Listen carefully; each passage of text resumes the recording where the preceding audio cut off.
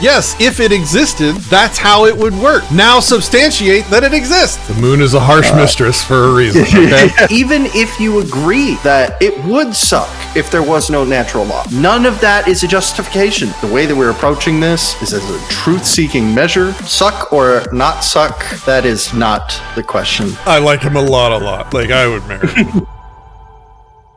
Greetings, jurists. Welcome back to Anarchast, your home for anarchy on the internet. I will be Patrick Smith once again, and today with me, co-host, is the Christian. How are you, Christian? I am doing fantastic. How are you doing, Patrick?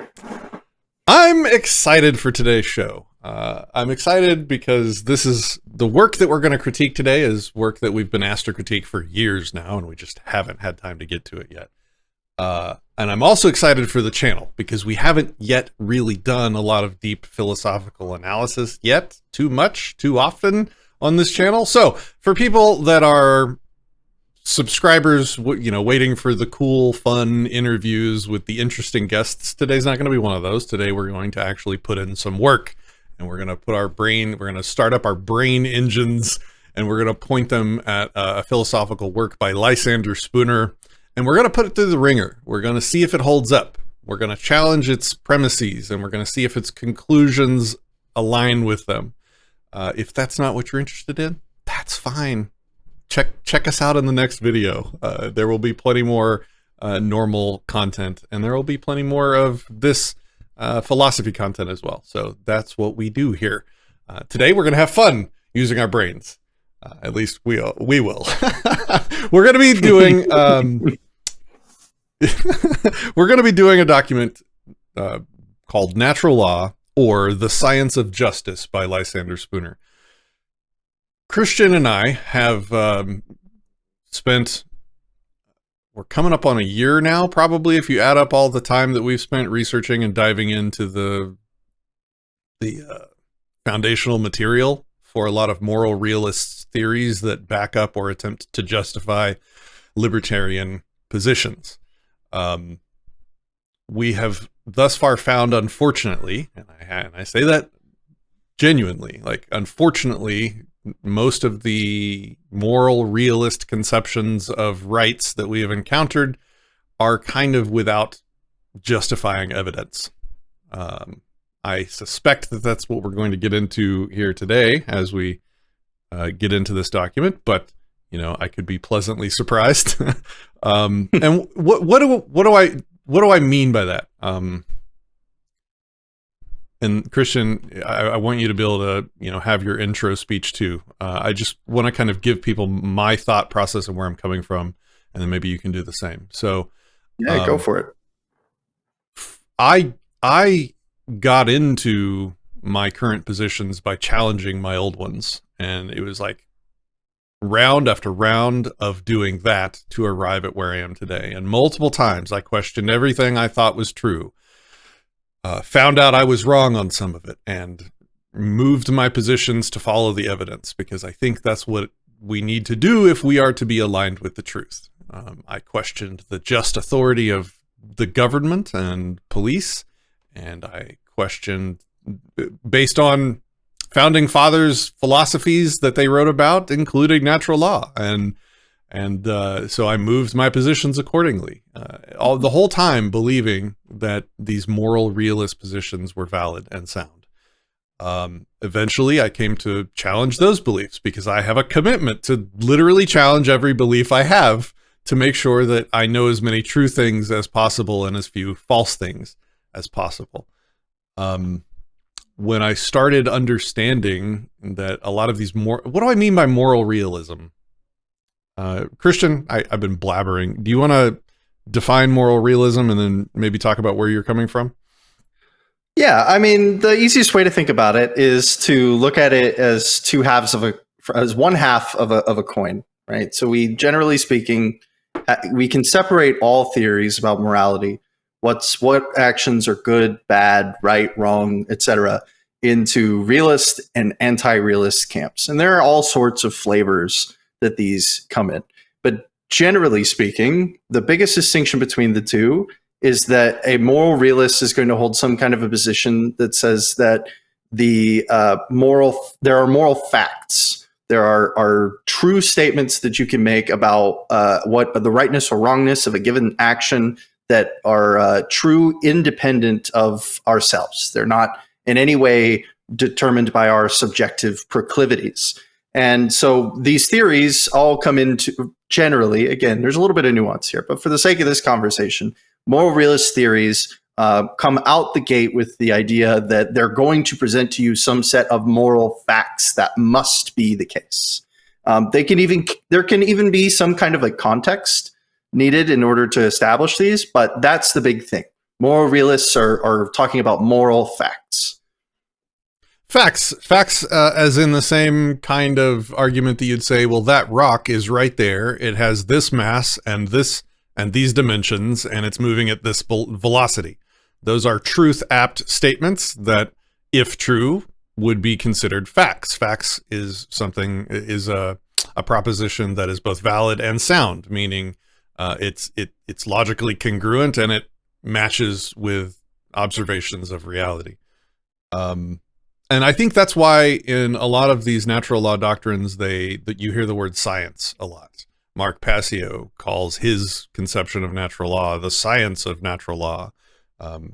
Spooner is doing the same here. Others have also done the same.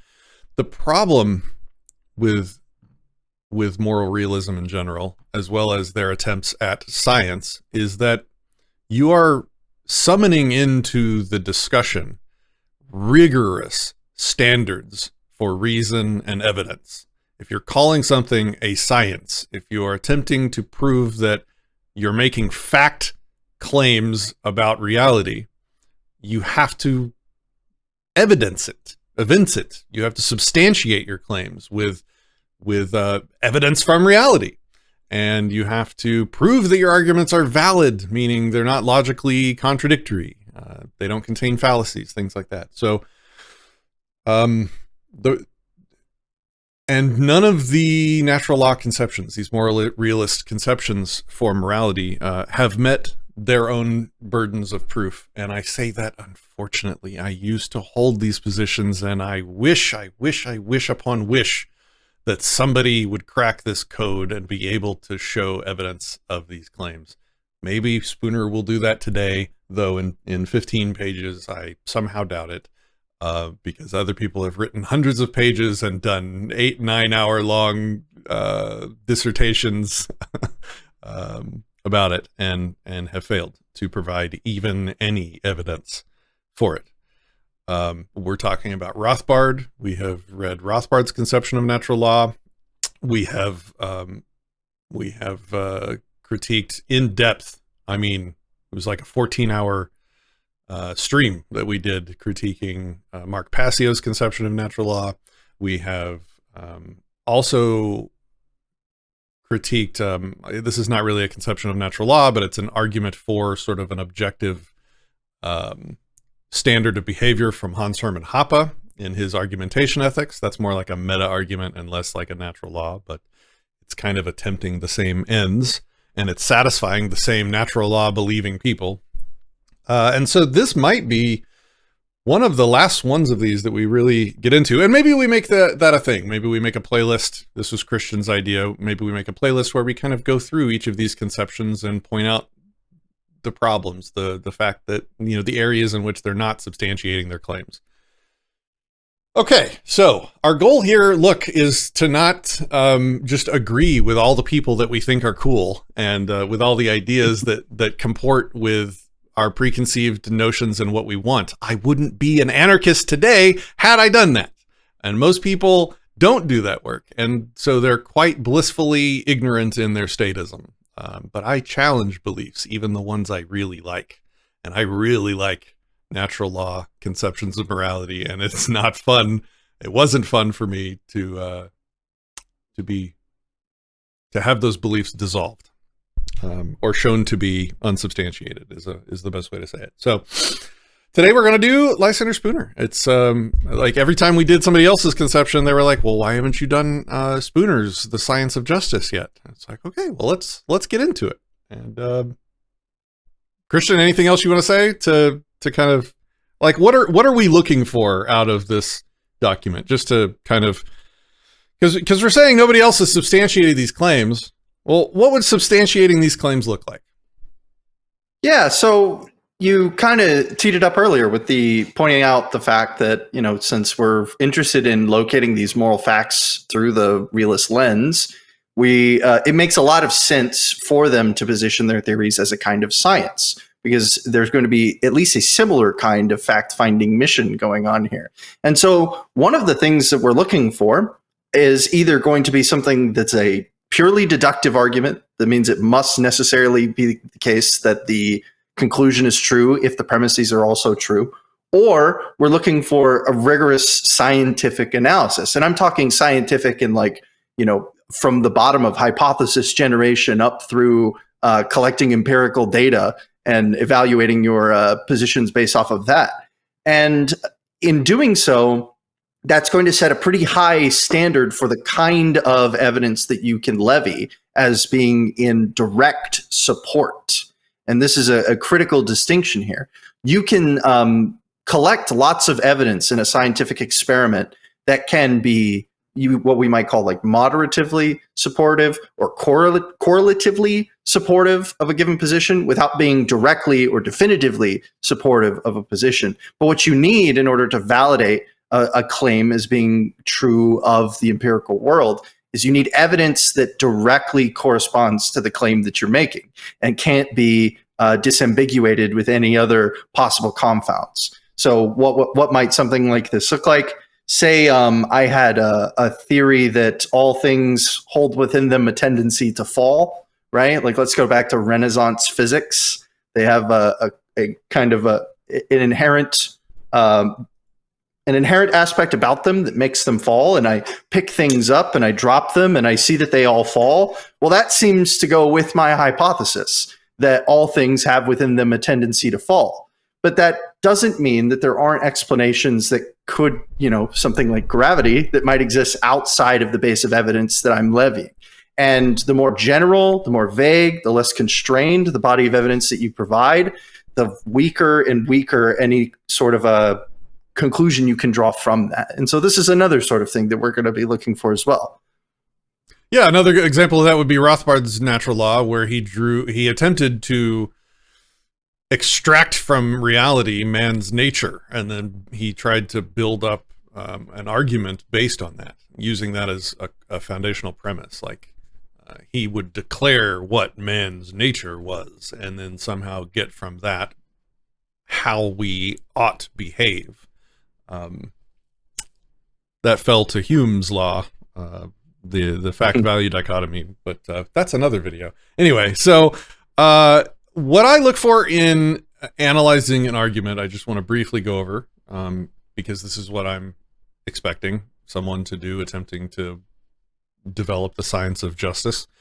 I look for them to define their terms and get really clear on their terms up front. And I try and get really clear on how they're using their terms, which is different from, and it's called an essentialist view of language, where words have in and of themselves sort of a platonic meaning, you know, buried inside of them. And if somebody misuses a word, they're doing it only for the purposes of deceiving, because the word actually means this, but they're using it in this way. Things like that. That's all nonsense. That's all unsubstantiated.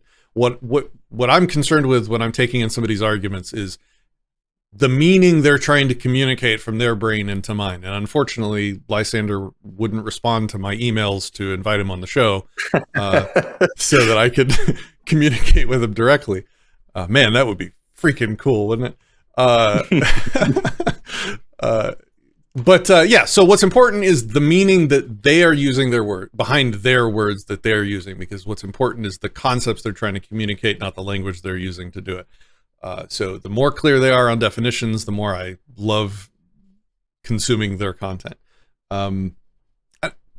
Second, I look to extract from their words discrete arguments, because a lot of times when people are writing, especially speaking, but also in writing, in non-proof form, in non-premise conclusion form, they tend to just sort of get away with, even accidentally, using rhetoric that makes arguments seem more than they are, more valid and more sound than they are. Because if they write 2 paragraphs to make a point, it can feel more weighty, like there's something there that might not be.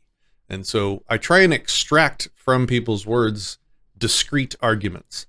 They'll also shotgun argue, which is where they just kind of make a bunch of points, one after the other, after the other, and 4 paragraphs later, they're like, yeah, therefore, my conclusion. Ta-da! And it's like, hold on, you just made a bunch of arguments and tried to overlay them on top of each other. And so it helps to slow down and actually take notes and like write out what the arguments they're trying to make is. Was that an argument? Was that fallacious? Did that conclusion follow from the premises? Are the premises sound? You, before we started the show, gave an excellent description of what I just said. Say it in your words, Christian, because that was exactly what I try and do. Yeah. So analyzing anything comes in 2 parts, and it's understanding and then evaluation. And think of it like just like a machine, right? If you're going to say you have to test whether or not a machine is good enough to sell to a customer or safe enough to use or something like that, the first thing you're going to do is you're going to open up the schematics, and you're going to read through them, and you're going to read through maybe a technical manual or something, and you're going to understand what all of the parts of the machine are supposed to do. And then the next thing that you're going to do is you're going to open it up, and you're going to start poking things, and you're going to check for tolerances, and you're going to say, well, this is supposed to do this job, so let's poke it and make sure that it's sitting there. And then if it falls out, well, that might be an issue, something we might need to fix, or maybe the machine isn't doing what it's intended to do. And this is pretty much exactly how the process of evaluating like a kind of a work like this goes. You first have to be able to know what you're looking at when you open the machine up. And by virtue of knowing what you're looking at, you know exactly whether or not it's working the way it's intended. And from there, the rest just naturally follows. The only thing I want to add to that is how we know things, which is a notion of epistemology that I think most people have never thought about. We know things by creating a model that we think matches reality in our heads, and then we perform, or we make novel, testable predictions about that model. And then we go out and we do the work, or we look at reality and see if our novel, testable predictions are true. Novel meaning something that you haven't seen before, that isn't already well known, like a novel, testable prediction that says the sun will come up tomorrow is not very novel because it comes up every day. So if it comes up tomorrow, that's not really surprising, and it's not really going to be strong evidence that our model is true. It is testable, though. We can wait and see if the sun comes up tomorrow. And that's what testability is. That's our ability to actually compare the model to reality. And you need both those things. You need novel, testable predictions, and then you need to go out and test them to see if your predictions were true. And when we're looking at this, when we're wiggling the components of a system, one of the things that we would do is say, okay, here's my understanding of this system based on my evidence and my research in the schematics or whatnot. My prediction is that if I unplug this capacitor, it will stop functioning in this way. Okay, now we have a novel testable prediction. Let's pop the capacitor out and see what happens. Were we right? Well, that's good evidence that our understanding of reality is accurate, or that our model is true. And if it doesn't, then we know our model is flawed in some way, and we go back to the drawing board on refining it. That's how we know things. And that goes all the way to the bottom of epistemology, and that's a topic for another video. But it bears, when we're talking about the science of justice, these are the kinds of things we're going to be looking for and expecting from this dissertation, from this document. And the last thing I'll say, and I promise this is my last, I love Lysander Spooner. Yes. His work was the thing that broke the camel's back and made and woke me up to the invalid, unjustified, false authority that is the government. And I've told this story so many times I won't do it again. But that eureka moment for me was given to me by Lysander Spooner. I am extremely fond of this man and what he did in the world while he was alive, both his resistance to slavery, his competing with the U.S. Postal Service, so well that they had to outlaw him. Like, I am a fan, and so it's not like I'm coming at this particular work with some kind of negative bias against him. I'm happy to be charitable. Okay, so enough prevarication. It's important that we set the foundation for the discussion, right? Right. All right, cool. So this first section is not written by him. It's not really part of it. It's an introduction. So we're going to jump down to the beginning of Spooner's words. And I guess we'll just take turns reading. And Christian, if you have anything to say at any point in time, just start talking and I'll shut up or stop reading and we can get into it. So the science of justice, I guess, part 1, section 1. I don't know what to call these Roman numerals, but let's go with it. The science of mine and thine, the science of justice, is the science of all human rights, of all a man's rights, of person and property, of all his rights to life, liberty, and the pursuit of happiness. All right, so he's defining the scope of the discussion. The science of justice is the science of all human rights. That's what we're going to now attempt to prove. It is the science which alone can tell any man what he can and cannot do, what he can and cannot have, what he can and cannot say without infringing the rights of any other person. This is good. We're doing that defining our terms stuff. So we're in the realm of moral oughts, which is the claim no moral realist has yet to substantiate. So I'm just being clear of what he's putting himself. He's putting the burden of these proofs on himself, and we're going to hold him to him. It is the science of peace, and the only science of peace, since it is the science which alone can tell us on what conditions mankind can live in peace or ought to live in peace with each other. These conditions are simply these. Spooner loves saying these. It's everywhere in everything he writes. V's. First, that each man shall do towards every other all that justice requires him to do, as, for example, that he shall pay his debts, that he shall return borrowed or stolen property to its owner, that he shall make reparation for any injury he may have done to the person or property of another. The second condition is that each man shall abstain from doing to another anything which justice forbids him to do, as, for example, that he shall abstain. He should have said V's right there. That was a V's mistake. Sorry. The second condition is that each man shall abstain from doing to another anything which justice forbids him to do, as, for example, that he shall abstain from committing theft, robbery, arson, murder, or any other crime against the person or property of another. So long as these conditions are fulfilled, men are at peace and ought to remain at peace with each other. But when either of these conditions is violated, men are at war, and they must necessarily remain at war until justice is re-established.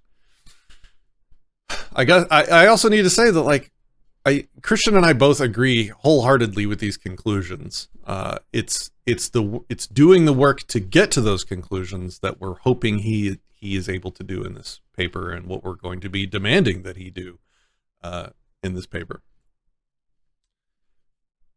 Through all time, so far as history informs us, wherever mankind have attempted to live in peace with each other, both the natural instincts and collective wisdom of the human race have acknowledged and prescribed as indispensable condition obedience to this one only universal obligation, viz., that each should live honestly towards every other. The ancient maxim makes the sum of a man's legal duty to his fellow men to be simply this: to live honestly, to hurt no one, to give everyone his due. This entire maxim is really expressed in the single words to live honestly, since to live honestly is to hurt no one and give to everyone his due. Right. So I guess this is actually a really good place to, I don't know if we'll do this for every section, but right at the beginning, this first section is like Patrick said, framing the rest of the discussion to follow suit.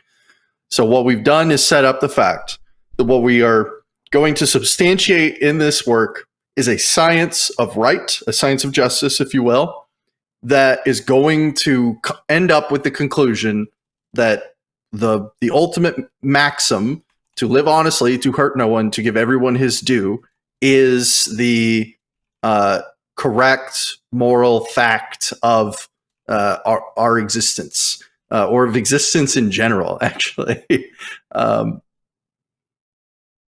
Yep.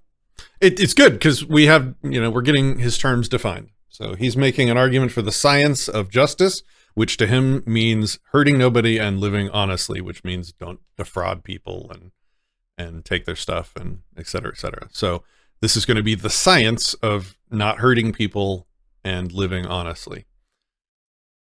You want to read the next one? Yep. Yeah, I was just about to jump on that. For section 2, man, no doubt, owes many other moral duties to his fellow men, such as to feed the hungry, clothe the naked, shelter the homeless, care for the sick, protect the defenseless, assist the weak, and enlighten the ignorant.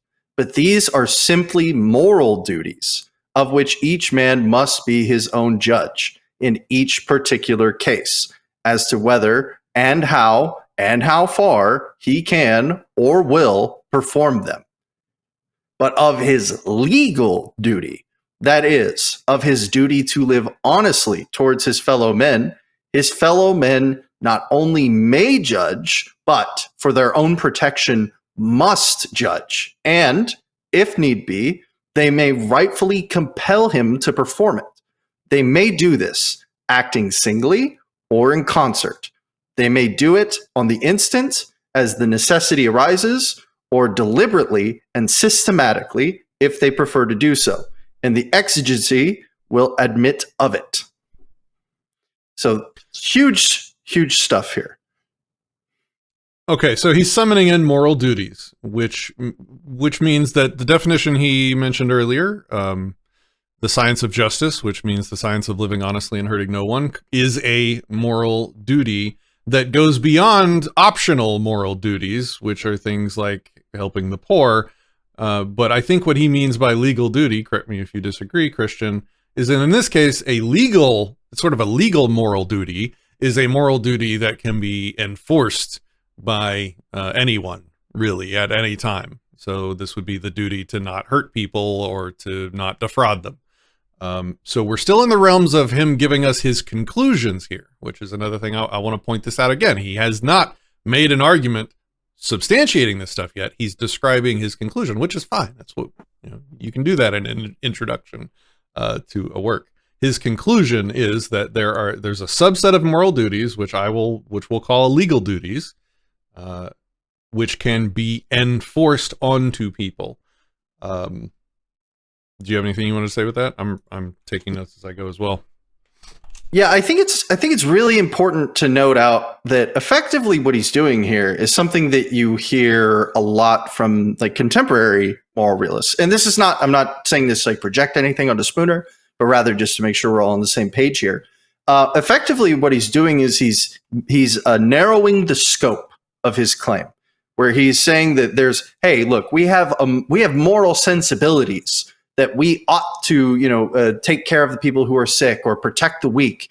But these are different. We feel like we ought to do these things, or we should do them, or that it's good or right to do them. But that is a different category of things that I'm not interested in. What I am interested in is the things that you must do, lest others not only have the right, but be, in a sense, obligated for their own sake in stopping you from doing whatever you're doing. And I think once we see this, it makes it helps protect him from actually quite a few different kinds of claims. So, like essentially any claims about whether something is distasteful kind of goes out the window here, right? Because you could say it's distasteful in a moral sense for somebody to not feed a starving child, but Spooner isn't concerned with that. He's concerned with what you have a legal, in this moral context, legal duty to do. Also, we're building the argument up in the background. Like in my notes, I have things he needs to prove, and there's 2 items on it already. The first thing he needs to provide justification for is that his definition of justice is the one in reality. Like that, so he's made a model that includes a justice as don't hurt people and live honestly. That's his model in his head. Now, in the rest of this document, I'm going to look for him to, make some kind of novel testable prediction and show evidence in reality. Where does reality give you that definition? That's kind of the question that he has to answer. And then the second thing is this right to enforce this subset of moral duties that he calls legal duties. Where in reality, show us from your model how that matches reality. Where in reality does reality say that this subset of behavior you have a right to enforce? So that's the second burden that he's taken on so far. Here we go. Go ahead. All right. Sound like you're about Section to say 3. Oh, I can. Oh, no, yeah, either way. Go for it. I'm trying to keep it roughly proportional on the reading load, so I can do the next section. I do audiobooks, man. I can read for days. It's all good. So for Section 3, although it is the right of anybody and everybody, of any one man or set of men, no less than another, to repel injustice and compel justice for themselves and for all who may be wronged, yet to avoid the errors that are liable to result from haste and passion, and that everybody who desires it may rest secure in the assurance of protection without a resort to force, it is evidently desirable that men should associate so far as they freely and voluntarily can do so for the maintenance of justice among themselves and for the mutual protection against other wrongdoers. That's also a single sentence. That was one sentence. That's a lot of commas. So forgive me if that sounded a little weird. No, yeah. I just need to read it again to make sure I understood it. Although it is the right of anybody and everybody, of any one man or set of men, to repel injustice, and everybody who desires it should rest secure in the assurance of protection without force. It is evidently desirable. So it seems like the actual sentence was this one right here. Everything else was a preamble. It is evidently desirable that men should associate for the maintenance of justice. Essentially, yeah, just that it makes perfect sense for people to get together to protect their rights against other people who would be who are inclined to violate their rights. Okay, so the statement, it is desirable that men cooperate for justice, let's say, just to summarize it. It's desirable. Yeah, sure. Agreed. It is evidently desirable. That means that there's going to be evidence in reality that that is desirable. That is a different claim that you need to substantiate. So, yeah, go ahead. Sorry. I just wanted to dissect that a little bit. No, it's good. I needed to as well. It is also in the highest degree desirable that they should agree upon some plan or system of judicial proceedings, which, in the trial of causes, should secure caution, deliberation, thorough investigation, and, as far as possible, freedom from every influence but the simple desire to do justice. So this whole paragraph is basically him setting up like private policing and DROs, dispute resolution organizations. Or at least saying, yeah. He's saying it's desirable, which I absolutely agree. The only word that stands out to me as potentially a problem is the evidently. Right. If it's really easy when you're writing and you're trying to make your position to just say, well, it's obvious that this thing that I'm saying that my entire argument is built on is true. I'm not saying that's what he's doing here. I'm just saying it might be what he's doing here. It's evidently true that this stuff is desirable. Okay, now on that premise, I'm going to build this whole argument. Well, all someone would have to point out is like, okay, well, you didn't substantiate that claim that it was just evident in reality. Like, you have to. Go ahead, Christian. Sorry. Maybe it's in the next paragraph. We'll see. Yeah. Let's go. I think it's useful. I think it's useful for people to like see exactly what we're doing in our heads as we're analyzing this stuff. Mm-hmm. Yeah, not a critique, just poking a little fun. We're wiggling capacitors. Exactly. All right, picking up from where we left off. Yet such associations can be rightful and desirable only insofar as they are purely voluntary. No man can rightfully be coerced into joining one or supporting one against his will. His own interest, his own judgment, and his own conscience alone must determine whether he will join this association or that, or whether he will join any. If he chooses to depend for the protection of his own rights solely upon himself and upon such voluntary assistance as other persons may freely offer to him when the necessity for it arises, he has a perfect right to do so. And this course would be a reasonably safe one for him to follow, so long as he himself should manifest the ordinary readiness of mankind, in like cases, to go to the assistance and defense of injured persons, and should also himself live honestly, hurt no one, and give to everyone his due. For such a man is reasonably sure of always having friends and defenders enough in the case of need, whether he shall have joined any association or not. All right, I mean, Spooner is on point, man. Yeah, he's got great conclusions, you know? Certainly, no man can rightfully be required to join or support an association whose protection he does not desire, nor can any man be reasonably or rightfully expected to join or support any association whose plans or method of proceeding he does not approve, as likely to accomplish its professed purpose of maintaining justice and at the same time itself avoid doing injustice.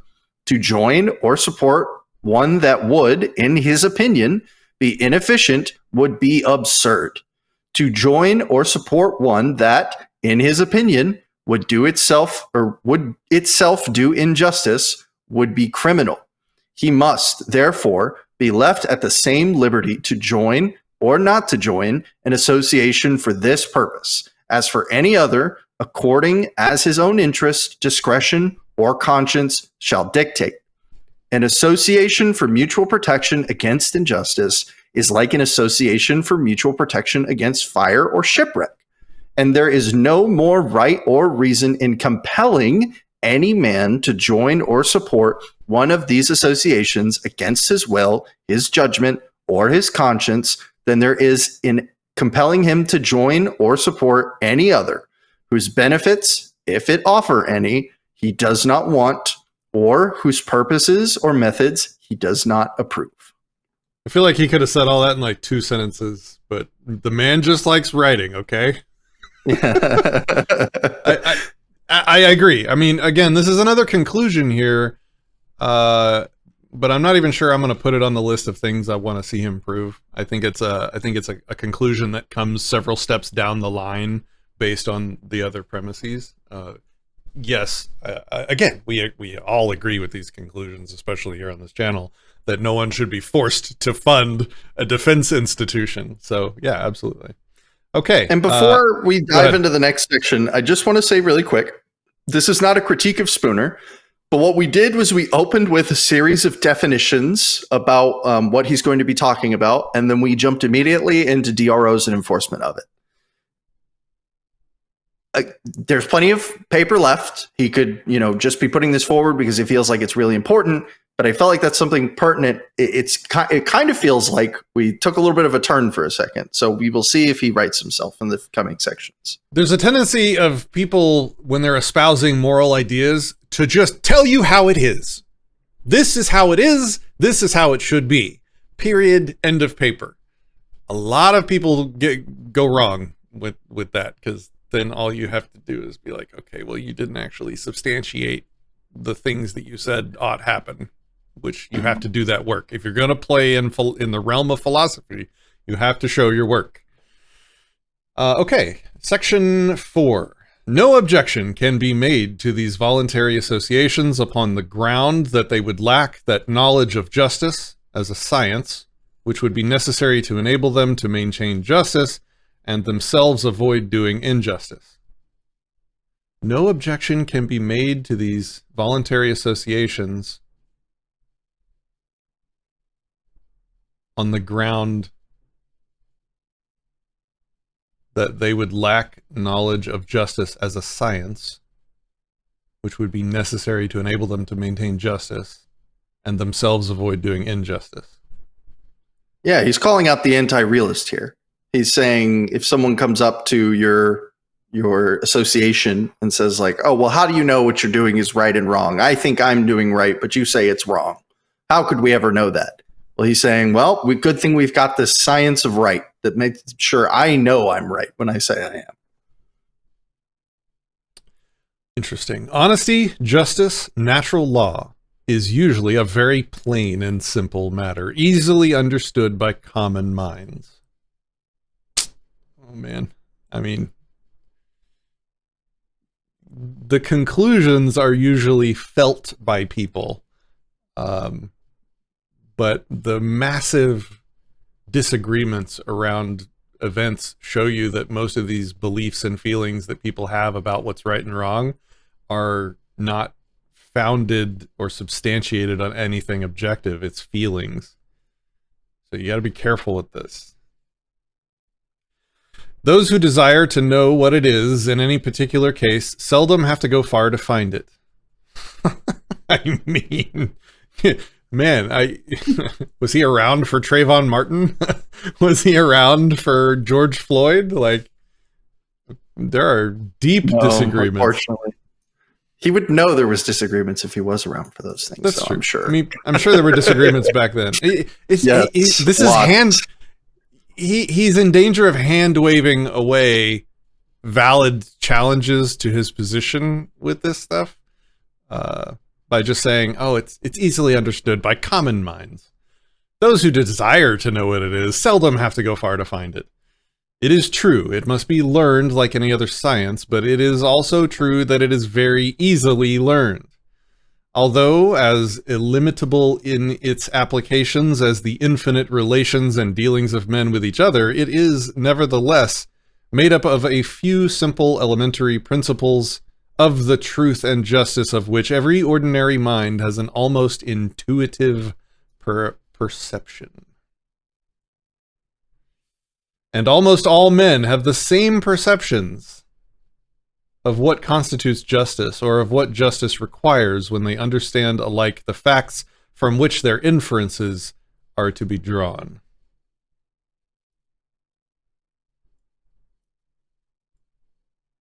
So this is the clearest implication that he's not using science in a metaphorical sense. He's using science in a very literal sense, in which these are inferences born from facts. This very last sentence there, I think, it diffuses any sort of downplaying of his own standards that he's putting on himself. And it's in these intuitive perceptions that we come to understand that our inferences are justified on a given set of facts. What I think is really interesting about this is that the time that Spooner was writing was one where abolitionism was at its peak. And so we can probably get more into this later, but it seems like there are some pretty massive disagreements on what any two people may hold to be right in this particular instance. So his response to that can't be that it's a disagreement.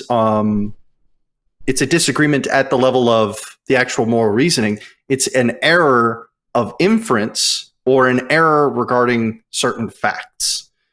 One of the two must be true.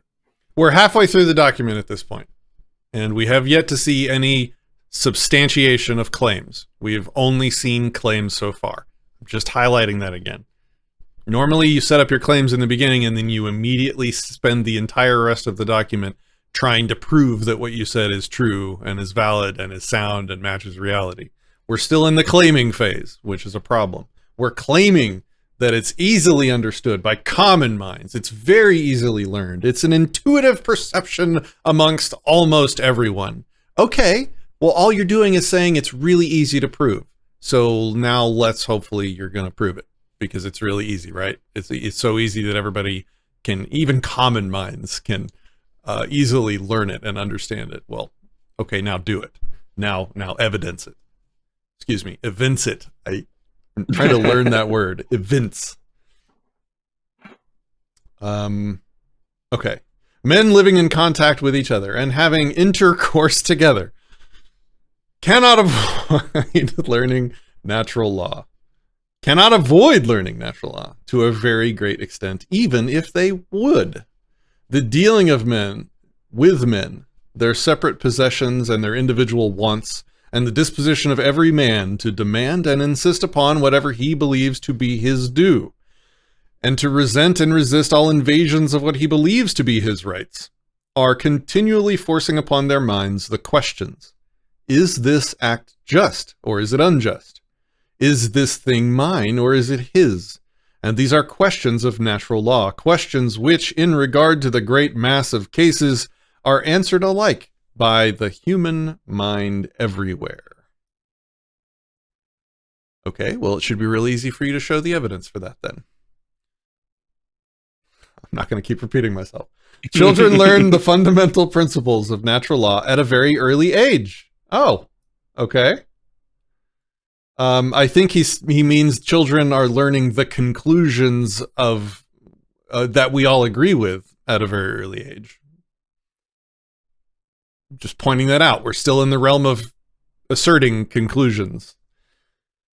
Thus, they very early understand that one child must not, without just cause, strike or otherwise hurt another, that one child must not assume any arbitrary control or domination over another, that one child must not, either by force, deceit, or stealth, obtain possession of anything that belongs to another, that if one child commits any of these wrongs against another, it is not only the right of the injured child to resist, and if need be, punish the wrongdoer, and compel him to make reparation, but that it is also the right and the moral duty of all other children and all other persons to assist the injured party in defending his rights and redressing his wrongs. These are fundamental principles of natural law, conclusions, assertions, which govern the most important transactions of man with man. Yet children learn them earlier than they learn that 3 and 3 are 6 or 5 and 5, 10. Their childish plays even could not be carried on without a constant regard to them, and it is equally impossible for persons of any age to live together in peace on any other conditions. I'm just going to continue highlighting. We're giving conclusions here of his mental model, not evidence that it matches reality or that it's derived from reality in some kind of objective scientific way. We're saying things that are really pleasant to hear. We agree with all of it, but he hasn't shown his work. He hasn't proven that it is objectively true. I'm going to keep saying that because it's really easy to just get sucked into these wonderful words that I agree with. It would be no extravagance to say that in most cases, if not in all, mankind at large, young and old, learn this natural law long before they have learned the meanings of the words by which we describe it. In truth, it would be impossible to make them understand the real meanings of the words if they did not first understand the nature of the thing itself. To make them understand the meanings of the words justice and injustice before knowing the nature of the things themselves would be to make them understand the meanings of the words heat and cold, wet and dry, light and darkness, white and black, 1 and 2, before knowing the nature of the things themselves. Men necessarily must know sentiments and ideas, no less than material things, before they can know the meanings of the words by which we describe them. Now, this I think is pretty interesting, and I'll say it just so that you don't have to again. We've still yet to come up with any like hard arguments for the existence of this thing yet, but perhaps it's coming later, right? The ending of this section I think is particularly interesting. That last line: men necessarily must know sentiments and ideas no less than material things before they can know the meanings of the words by which we describe them. And so earlier, I pointed out that inferences from facts line and how moral disagreement in Spooner's world has to either come from an error in facts or an error in reasoning, right? So if you have the same facts and you don't get the same answers, it's because your reasoning was flawed, or if your reasoning was sound, but you don't get the same answer as me, it's because you were working with untrue facts, false, non-facts, anti-facts, whatever you want to call them. And here, what we've done is we've made a very clear division that what he's talking about is in the realm of sentiments and ideas. And sure, that on one hand may seem like a no-duh sort of thing, but this immediately opens up the question for Spooner. If we're not talking about the same kind of things as trees and rocks and tables and water bottles and this material physical world, then these sentiments and ideas that Spooner is going to be referencing in facts can only be intuited or expressed by us in the form of analyzing people's behaviors. This is a troublesome notion for any science. And so this is something that we're going to have to see if he can further clarify down on how he extracts a science out of observing these behaviors. Unfortunately, I think that's not going to happen because I was skimming ahead while you were talking. I'm about to see a big problem in logic in the next section. The other thing I want to mention is like we live in a mostly peaceful society, and I'm using these words loosely because, of course, everyone is threatened with and coerced all day, every day by various government institutions. It's not what I'm talking about. I mean, we generally don't hurt our neighbors and expect to not be hurt by them. And it's easy to form arguments like these and say things that are, oh, this is just obviously true. It's simple for common minds to understand. And even children get it at a young age that, you know, we don't hurt people and don't take their stuff. It's easy. It's simple, right? We all get this. It's self-evident even. I just read a book about the Aztecs and how their elders and their royalty of various Aztec tribes would make their men go to these fake wars once a year, sometimes more than once a year.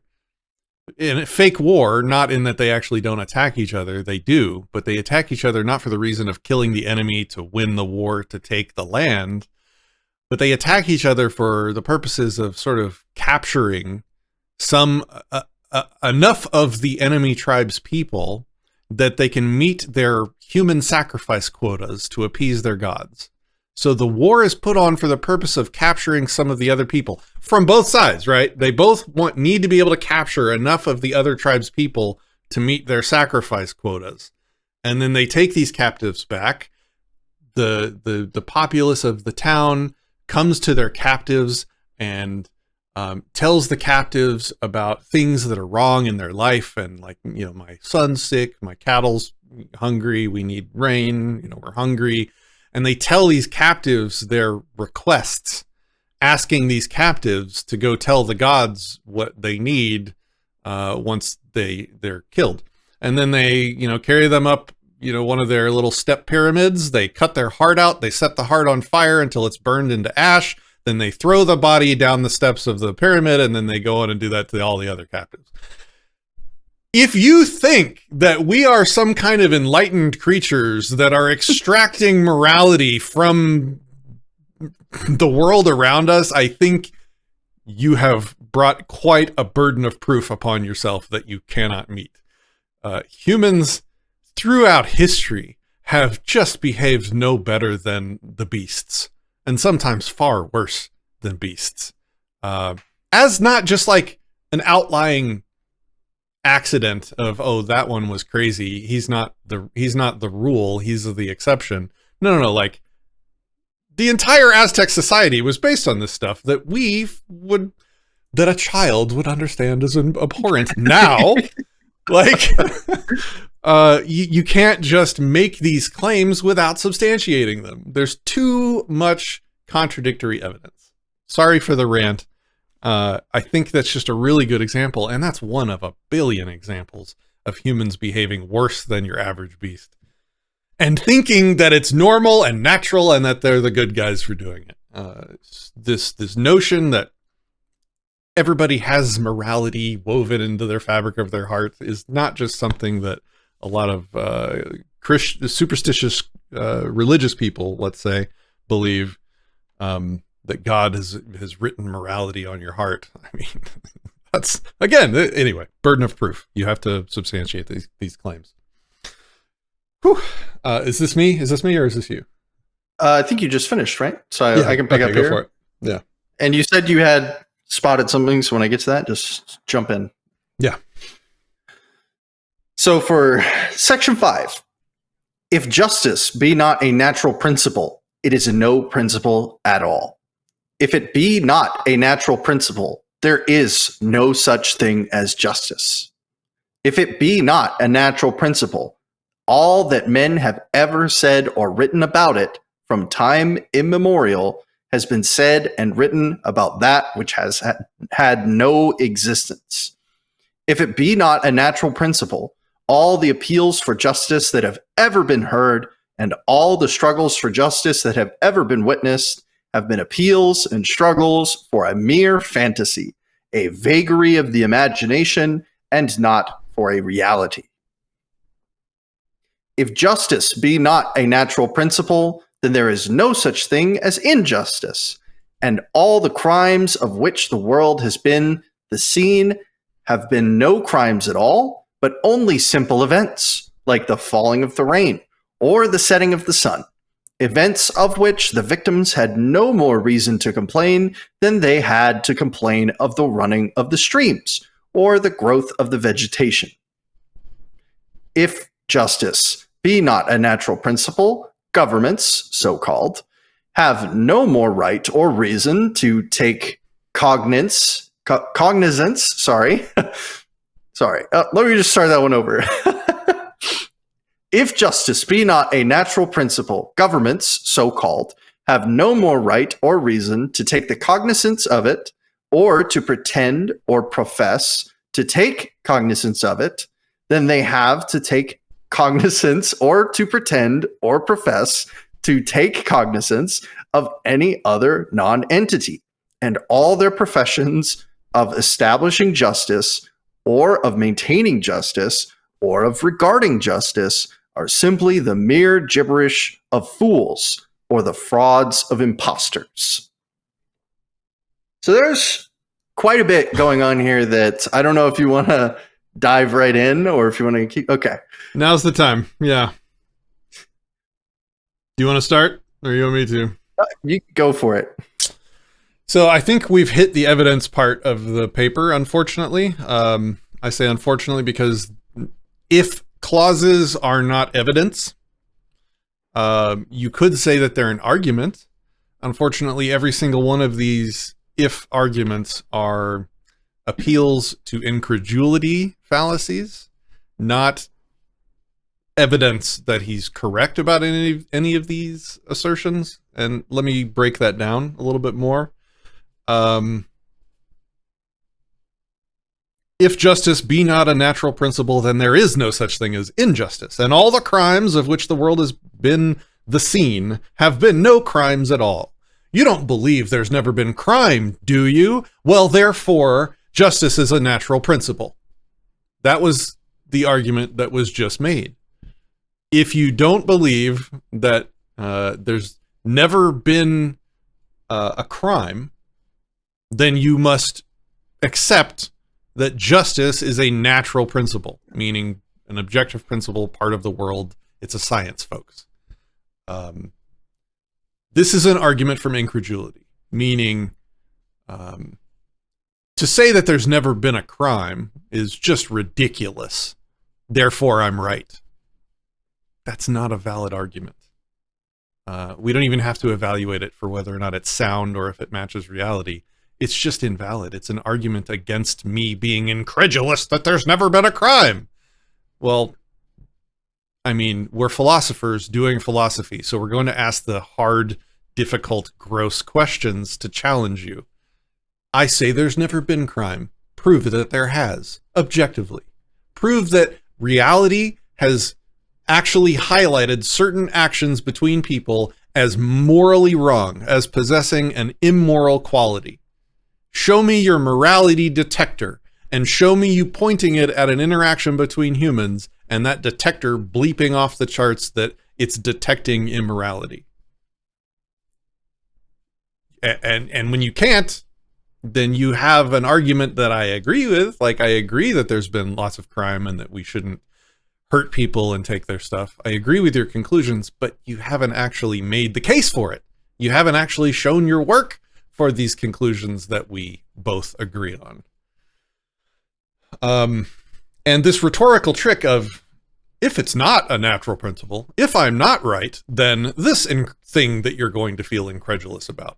I'm sorry, that's not an argument, and that's like all that you're doing here, my man, my compatriot, my wonderful white pilling god. Like, you're not bringing it, unfortunately. Yeah, I mean, the easiest way is just to, without like recovering all the steps that we've done so far, is just to this point, say you agreed with largely, or at least you were here with him for everything up to this point, and you said, okay, well, Spooner, I hear you. Maybe it is the case that if it's not a natural principle, then there were none of these things, and that feels bad. But why is it the case that the world just can't be a sucky place? There is no crime. That sucks. Why must there be crime? The answer that we've gotten so far is, well, obviously there's crime. Children recognize that there's crime. Again, this is kind of what we've been leading up to with the points of like, hey, these are just, we're just making claims here. There's not really any arguments. We're looking for solid evidence. When the next closest thing you have to evidence from, okay, well, I want to challenge you on that position, Spooner. Maybe the world just does suck. How do we know it doesn't, right? Is to say, well, children know this. It's that obvious. That doesn't do anything. It's not doing the work that you need to do in order to make your position obviously the correct one, which is funny to put it that way, right? It's supposed to be obviously true, but your own justification is not obviously the better way to think about it. There's a difference between, like, we could think something sucks, and that thing doesn't have to objectively suck. Like, we can all, and we all probably mostly do agree that murdering, hurting people, and taking their stuff sucks. Does it objectively suck, or is that an opinion? Okay, well, we start with the assumption that it's an opinion, like all other things in our heads are. They're just opinions and things in our heads. Now, we have to do that thing I talked about, where, okay, we have this model. We think that this is more than just an opinion, more than just a feeling about the world sucking. Let's develop a model. Now let's make some novel testable predictions about the world that will tell us if our feeling is derived from something out there in reality, or if it's just a shared feeling that we all have. We go looking in reality. Okay, well, stealing from somebody is immoral. It's not just a feeling I have about stealing. You go out into the world, you make a prediction, you make a morality detector, and you point it at a thief stealing something, and nothing happens. Obviously, nothing would happen. You all know nothing would happen. There's no such thing as a good evil detector device. And that's kind of the point, is that these notions of good and evil are not part of reality. They're things that we bring to it. And this is a shitty thing to think about and a hard position to come to. I know, because I hate this position. I want this to be wrong. But I have yet to see, and I have looked, oh boy, have I looked for disprovers for this position.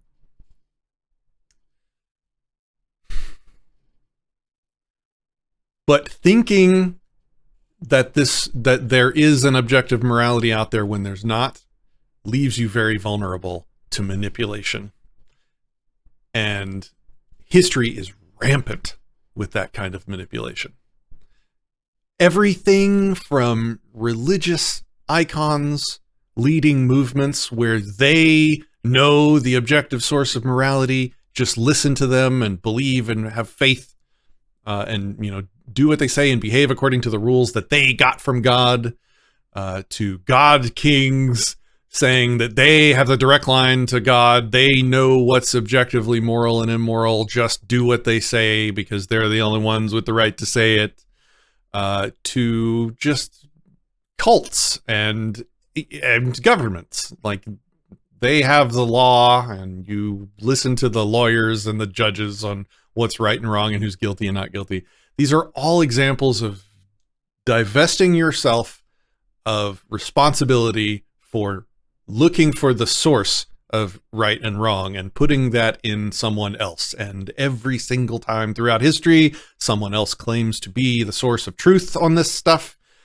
They end up just being power seekers that control people by hooking in to their belief that morality is objective in nature, and they're going to teach it to you. It's like you're leaving a vulnerability open in your software that allows people to exploit it, hook in, and control what you think is right and wrong and what's acceptable and not. You were born into a society of people that tell you it's acceptable to fight a fake war and have your heart cut out to appease a god to make it rain. Like, this is ubiquitous throughout history. This is the vulnerability. And closing that vulnerability feels like shit because you have to say, well, maybe there is an evidence for objective right and wrong in the fabric of reality. Maybe we have to do the work to figure it out.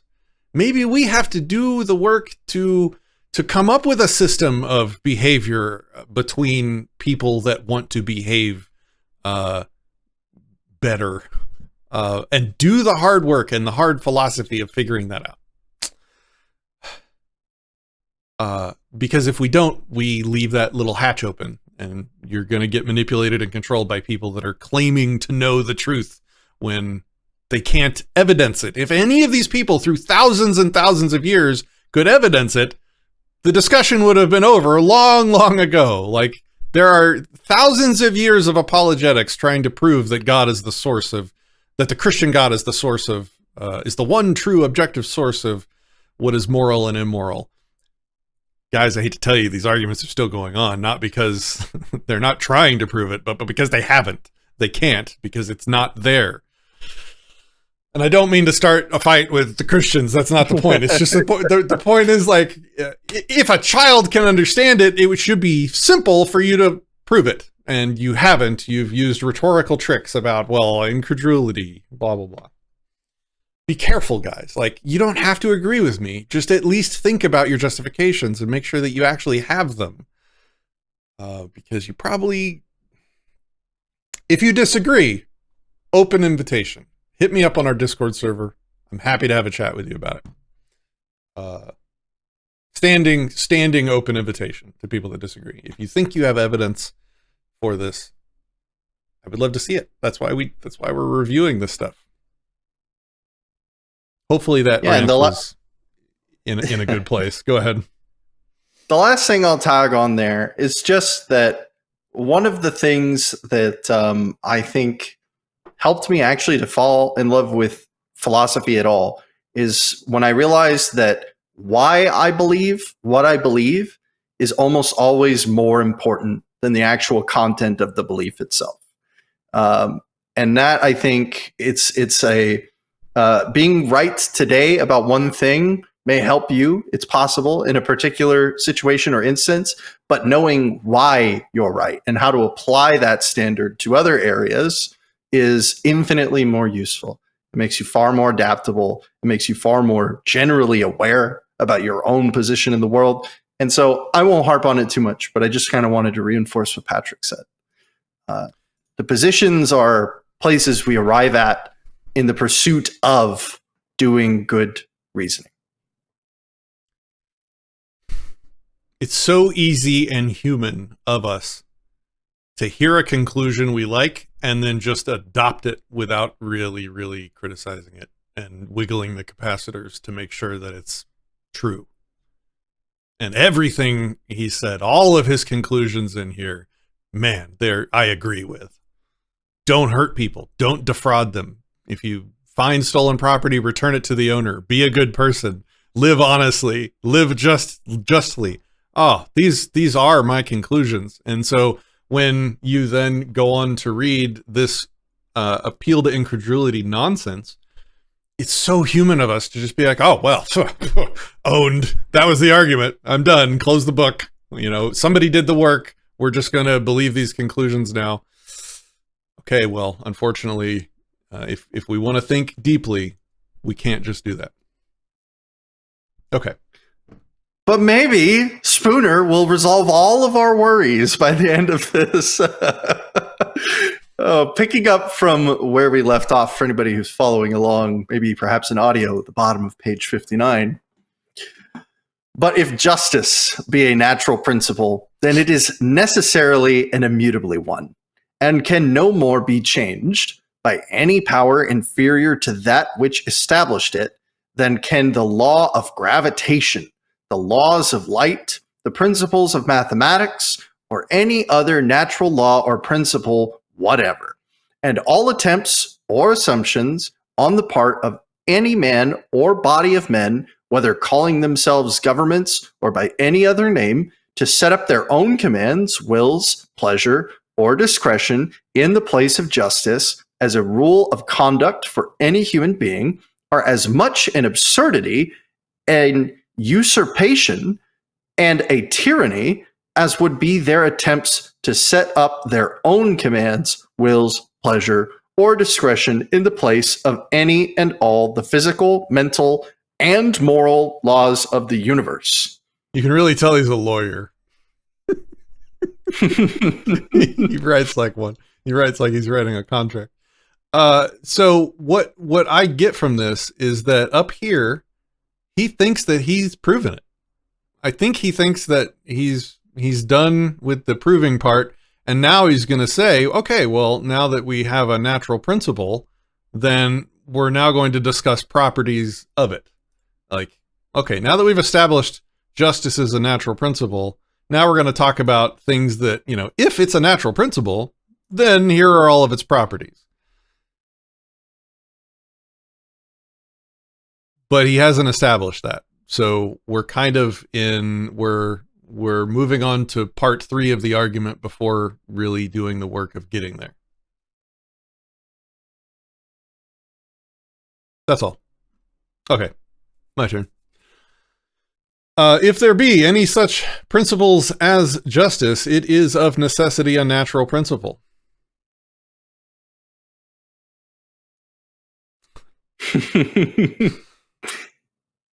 So maybe there's not a principle as justice. Maybe that's not in reality. Maybe we made that up, and it doesn't mean it's not important, and it doesn't mean that we shouldn't figure out how to best figure out how we should deal with this concept we've made up called justice.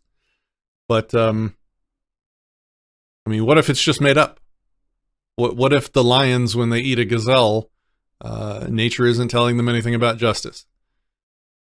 Maybe that's just reality, and maybe reality sucks. I don't want to repeat ourselves too much, but he's repeating himself, so I'm justified. If there be any such principle as justice, it is of necessity a natural principle, and as such, it is a matter of science, to be learned and applied like any other science. And to talk of either adding to or taking from it by legislation is just as false, absurd, and ridiculous as it would be to talk of adding to or taking from mathematics, chemistry, or any other science by legislation. Sure, but you haven't shown that it's real, so we're still talking about properties of something you haven't substantiated. If there be in nature such a principle as justice, nothing can be added to or taken from its supreme authority by all the legislation of which the entire human race united are capable, and all the attempts of the human race, or of any portion of it, to add to or take from the supreme authority of justice, in any case whatever, is of no more obligation upon any single human being than is the idle wind. If there be such a principle as justice or natural law, it is the principle or law that tells us what rights were given to every human being at his birth. What rights are, therefore, inherent in him as a human being, necessarily remain with him during life, and however capable of being trampled upon are, incapable of being blotted out, extinguished, annihilated, or separated or eliminated from his nature as a human being, or deprived of their inherent authority or obligation. These are if statements. These are not evidences. On the other hand, if there be no such principle as justice or natural law, then every human being came into the world utterly destitute of rights. And coming into the world destitute of rights, he must necessarily forever remain so. I'm incredulous. For if no one brings any rights with him into the world, clearly no one can ever have any rights of his own or give any to another. And the consequence would be that mankind could never have any rights. And for them to talk of any such things as their rights would be to talk of things that they never had and never will have and never can have existence. Well, maybe that's not what rights are. Maybe rights are mutual agreements between people that want to behave more pleasantly with one another. Maybe that's what rights are. Mutual reciprocated agreements. Antisubjectivism.com.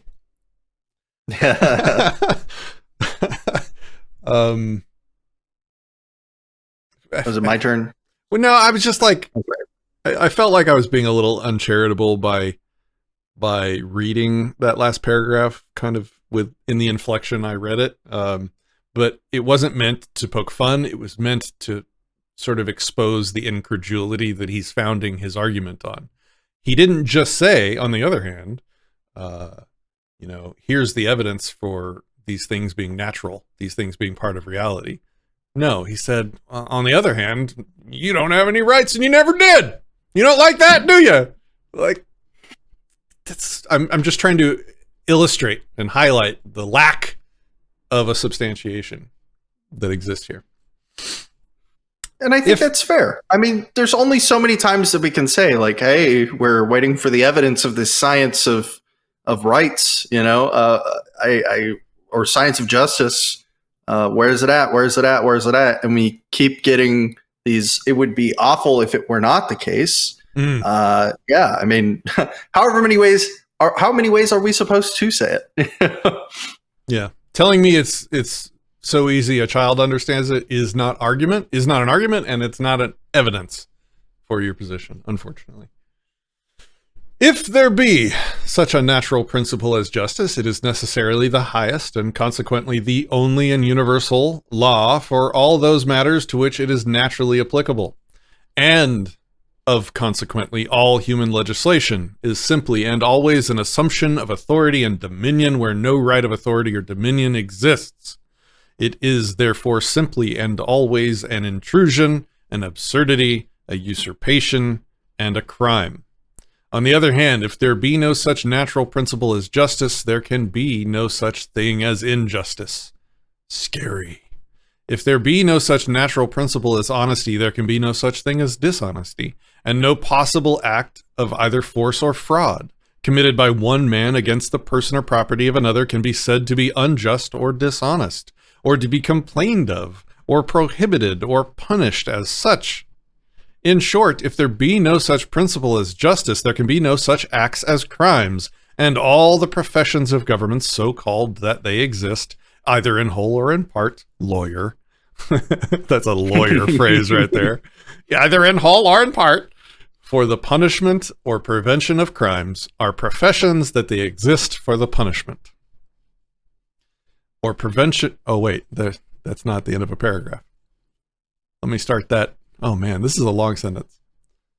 And all the professions of government so called that they exist, either in whole or in part, for the punishment or prevention of crimes, are professions that they exist for the punishment or prevention of what never existed nor ever can exist. Such professions are therefore confessions that so far as crimes are concerned, governments have no occasion to exist, that there is nothing for them to do, and that there is nothing that they can do.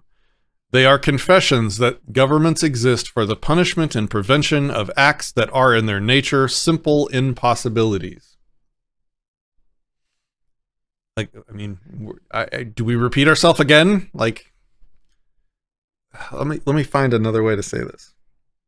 I mean, I think there's an interesting way to approach this, which is that I mean, this to me is one of the most.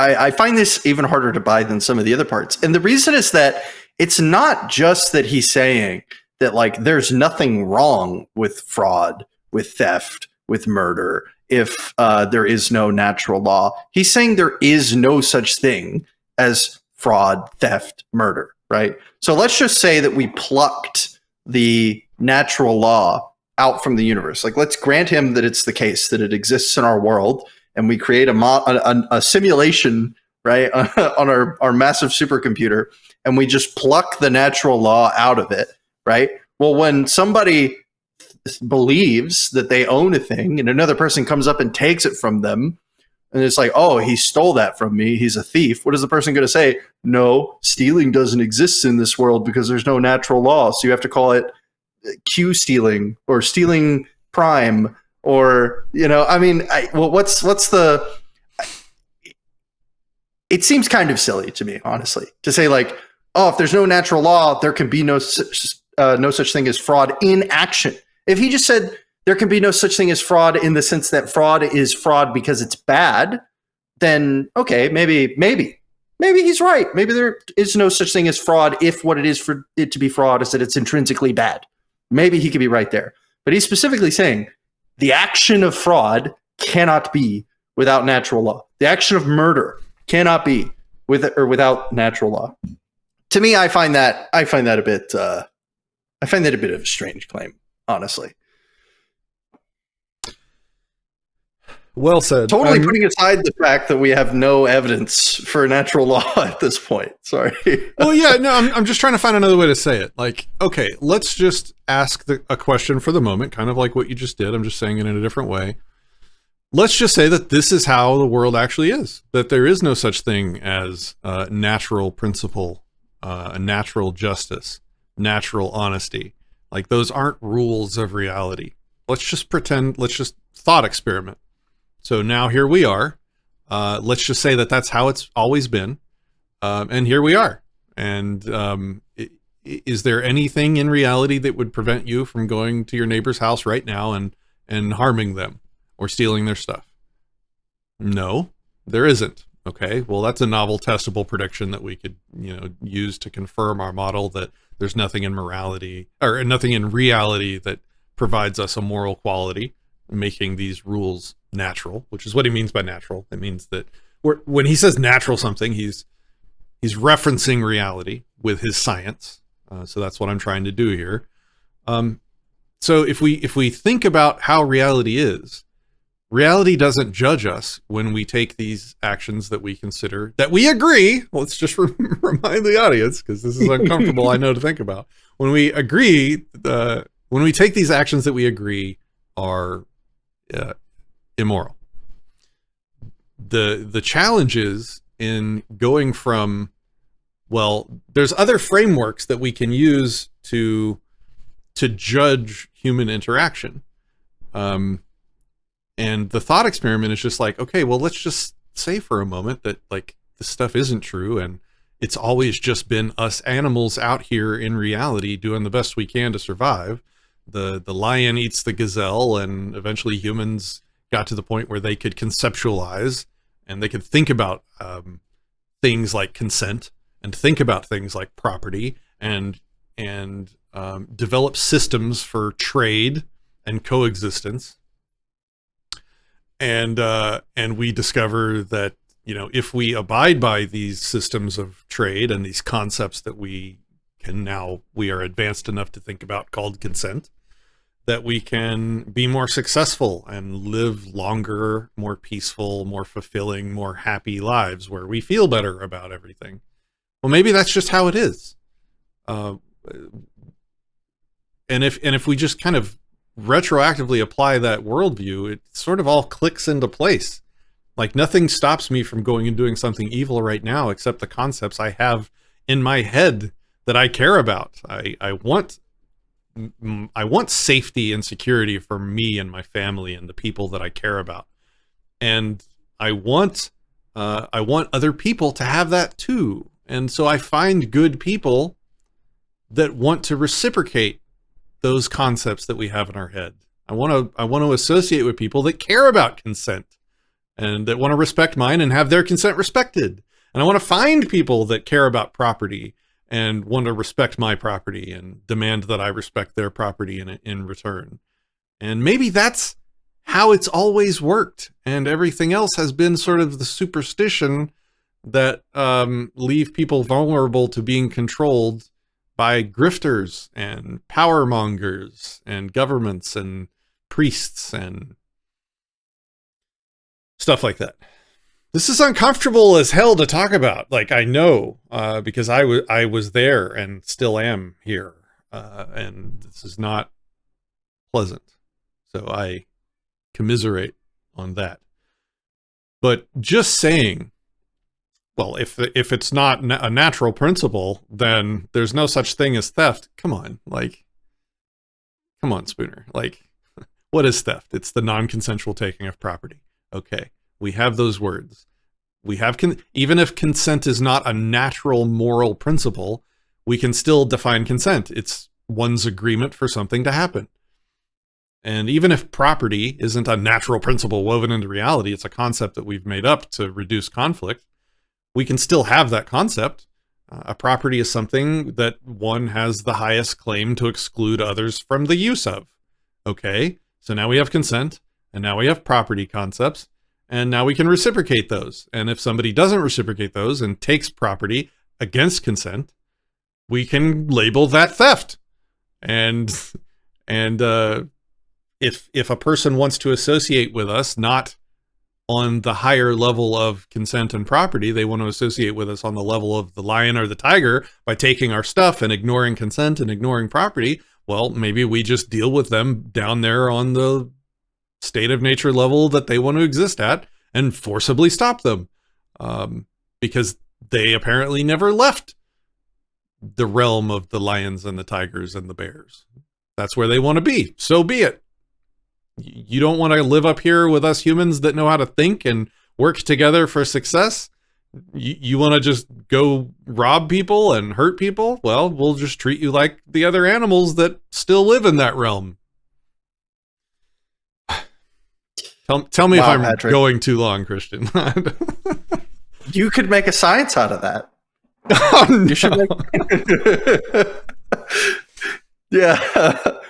I guess I'm just trying to say, like, suspend your desire for natural law to be right for a second, because that's a self-confirmation emotional bias.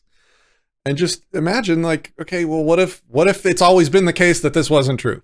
How would things look? Oh, probably exactly like they look right now, where there's a lot of people that still do bad things and get away with it.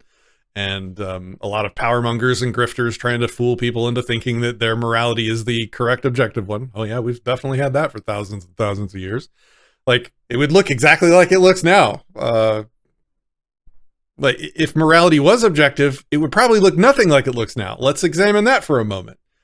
If we could have a morality detector that we could point at an interaction between people and it would, like, flash green or flash red, depending on if it was a good or an evil act that it just detected, then court cases would be solved immediately. It's like, oh, nope, you're acting out of alignment with reality. You're doing evil stuff, to prison with you. There probably wouldn't even be a justice system. You wouldn't even need a justice system. It would just be, It would be like,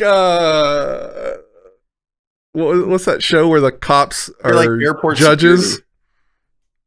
Oh, where the judge, where the, like, Sylvester Stallone was a judge. I forgot what the name of the movie is now for some reason. But they would just walk around with a morality detector and just shoot you if it flashes red after they, witness a bad event or whatever. It would look nothing like it looks now. Okay. Moving on. Section 10.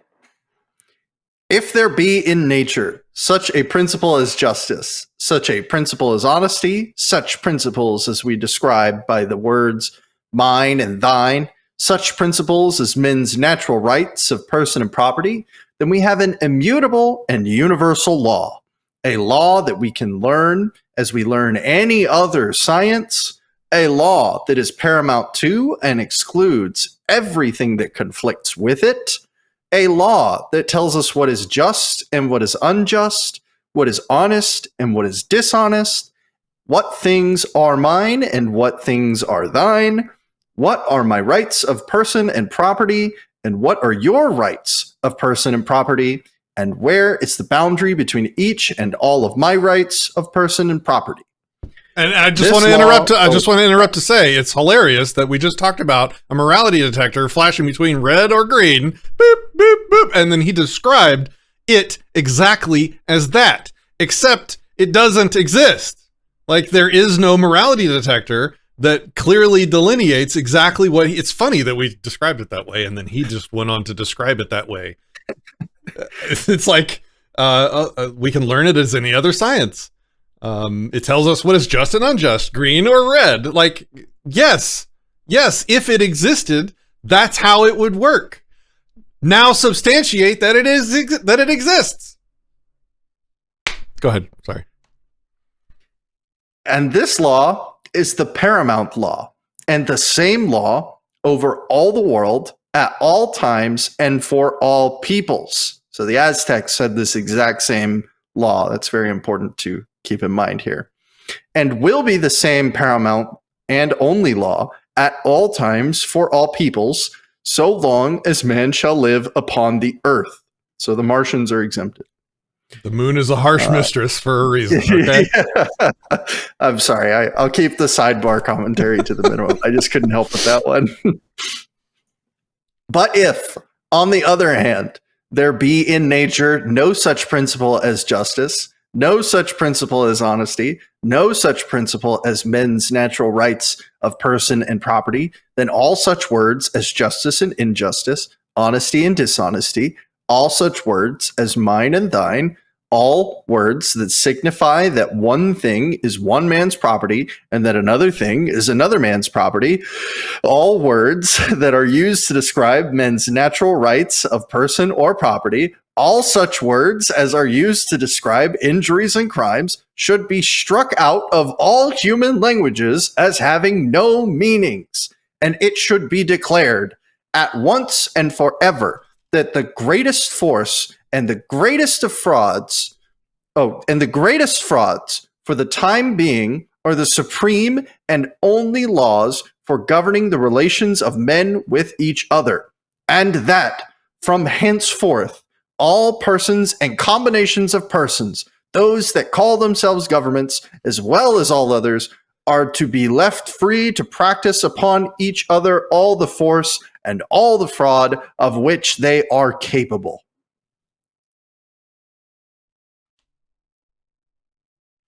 I think that doesn't even follow from his own argument. So I don't think that's valid logic. I think what he just did is say, if there is no natural morality in reality, then governments must be left free to do evil, which does not follow. Just because there is not objective morality doesn't mean that there's an ought in the other direction. It might just be neutral. Reality might not care about who survives and who doesn't. Maybe that's on us to care about and to do that work. So I don't even think his counter argument is valid. Yeah. And the other thing is like, go ahead. No, sorry, I stopped talking. Go ahead. Oh no, I was about to start reading again. Oh, okay. I just want to say that, like, it's here's his argument.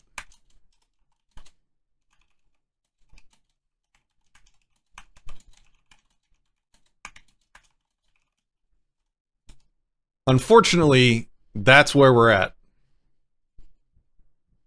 And that's not an argument. The important thing, I think, to just to hit this home, we've said this before, so I'll keep it brief. Even if you agree, sorry to interrupt. I forget there's people that listen audio only. I just wrote on the screen. Spooner says, "I'm right because it would suck if I'm not." Okay, sorry. Go ahead, Christian. Sorry, I forget those people. Even if you, the point of us bringing this up is that even if you agree with him that it would suck if there was no natural law, even if you're listening to this or reading through this with us and saying like, God, yeah, he's so right, this would be awful. None of that is a justification. It's just an opinion statement. It's just, man, this would really suck. This would really suck. You know, imagine if I was like, man, it would really suck if I wasn't made out of plutonium. It would just really suck. You know, I'd have a half-life of less than 1 million years or whatever, and I could list all these facts about it. I'm not made of plutonium just because it would suck if I wasn't, or something like that. You know, dumb example, but you get where I'm going with this. Just because I think it would suck if something was or was not the case is no justification for whether or not it is the case. And I'm saying, yeah, it does suck. Man, there are a lot of Aztecs had their hearts cut out and set on fire. Like, a lot of people throughout history have been harmed. It does suck. It sucks out here without natural law woven into morality. It's on us to do the work to find the good people and to stop believing in superstitions that leave us vulnerable to being led and controlled by people claiming that they have this stuff. It does suck. It'd be a lot better if we had this, but we don't. That's why it sucks.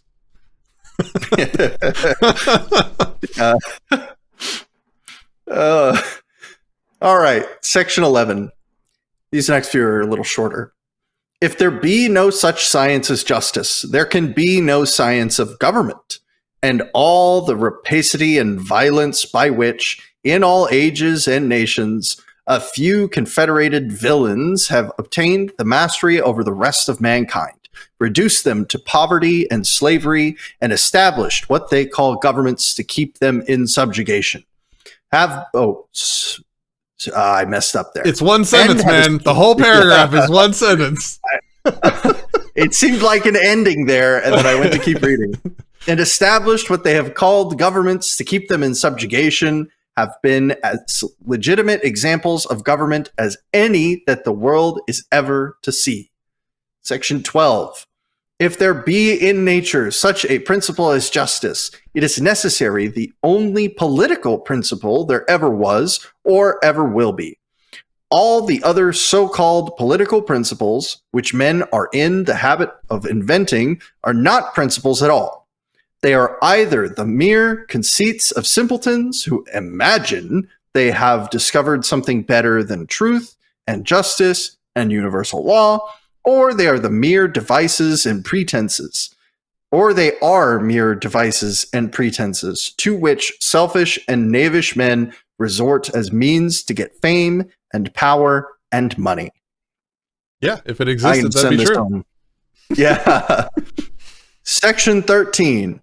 If there be in nature no such principle as justice, there is no moral standard, and never can be any moral standard by which any controversy whatever between two or more human beings can be settled in a manner to be obligatory upon either, and the inevitable doom of the human race must consequently be to be forever at war, forever striving to plunder, enslave, and murder each other, with no instrumentalities but fraud and force to end the conflict.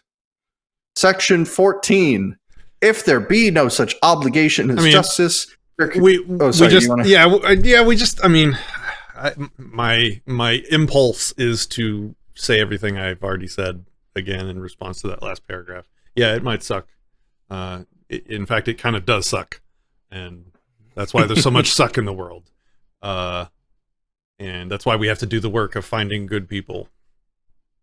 Anyway, I won't do the whole rant again. That's fair. Section 14. If there be no such obligation as justice, there can certainly be no other moral obligation, truth, mercy, nor any other resting upon mankind. To deny the obligation of justice is, therefore, to deny the existence of any moral obligation whatever among men in their relations to each other. And Section 15. If there be no such principle as justice, the world is a mere abyss of moral darkness with no sun, no light, no rule of duty to guide men in their conduct towards each other. In short, if there be in nature no such principle as justice, man has no moral nature and consequently can have no moral duty whatever. I'm so incredulous right now. I'm just incredulousing all over the screen. What if that's how it's always been? I won't do the whole rant again. I'll just point out, like, what if that's why the world is such a crap place sometimes for some people? Because that's how it's always been, and not everybody cares about being moral, and reality does nothing to stop those people that don't care about being moral. Why? Because this stuff doesn't exist in reality. It exists in the minds of people that choose to conduct their behavior by these principles. They're not forced to, obviously. I'm unfortunately, here we are again, Christian. We're at the end of another work of somebody that has made scientific claims and has done nothing but rhetoric to substantiate them. Yep. And I mean, there's even an alternative side to your coin as well that may be slightly less on the doomer angle that could resonate. And rather than saying, what if it does suck, which is fair to say, and that all of these bad things that happen make sense if we accept that it does suck, and we say, what if? How else are we supposed to explain why all of the things that don't suck can be so special? Like when people do genuine good, why is that special if it's just simple, the natural, ordinary operations of people in this natural law framework? Well, if it's not the case that people have this natural law that they're in alignment with, that is so obvious to everybody that it just is, then when people go and do good in the world, then that's them making the choice to do so, to from within themselves. It's an empowering rather than disempowering perspective by which to take the exact same framing. Though both, I think, are fair ways to look at it, just to throw that out there. No, thanks, Christian. I'm feeling much better now. I appreciate that. Yeah, like when we go feed the homeless or accept donations at voluntaryvirtue.org to help people that are in rough spots in life. We're not doing that because we're cosmically enslaved to. We're doing that because we want to improve the world and improve the people's lives in it, because we're kind of in this sucky place where people do bad things. Some people sometimes. The rest of this isn't him making arguments, so we probably don't have to go over it, but maybe we should, just so that no one can accuse us of not consuming the entire work. We have 4 pages left, but this is going to be him contrasting natural law with legislation. I'll go ahead and read it. Natural law, natural justice, being a principle that is naturally applicable and adequate to the rightful settlement of every possible controversy that can arise among men. Wow. Being, 2, the only standard by which any controversy whatever between man and man can be rightfully settled. Being a principle whose protection every man demands for himself, whether he is willing to accord it to others or not. Being also an immutable principle, one that is always and everywhere the same in all ages and nations. Being self-evidently necessary in all times and places. Being so entirely impartial and equitable towards all. So indispensable to the peace of mankind everywhere. This is one sentence. Mm-hmm.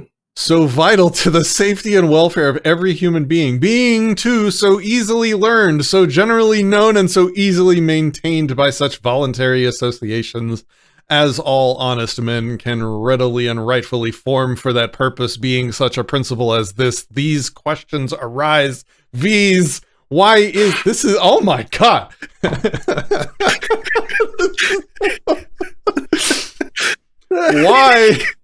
Why is it that it does not universally or well nigh universally prevail? Why is it that it has not ages ago been established throughout the world as the only law that any man or all men could rightfully be compelled to obey? This is good questions right along the lines of the criticisms that we've been leveling. Why is it that any human being ever conceived that anything so self-evidently superfluous, false, absurd, and atrocious as all legislation necessarily must be, could be of any use to mankind or have any place in human affairs? The answer is that through all historic times, wherever any people have advanced beyond the savage state, and have learned to increase their means of subsistence by the cultivation of the soil, a greater or less number of them have associated and organized themselves as robbers to plunder and enslave all others, who had either accumulated any property that could be seized, or had shown by their labor that they could be made to contribute to the support or pleasure of those who should enslave them.